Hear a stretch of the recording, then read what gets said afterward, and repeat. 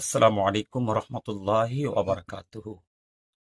আজকে আপনাদেরকে একটি আমল শিক্ষা দিব। সেটি হচ্ছে, আমরা অনেক সময় বিভিন্ন রোগে আক্রান্ত হই এবং বিভিন্ন সময় বিভিন্ন বিপদের সম্মুখীন হয়। কিন্তু দেখা গেছে ওই বিপদের সময় কোনোভাবেই বিপদ কিংবা রোগ ওষুধ বড়ির মাধ্যমে, চিকিৎসার মাধ্যমে দূর হয় না। তখন আমি আপনাদেরকে একটি আমল দিচ্ছি।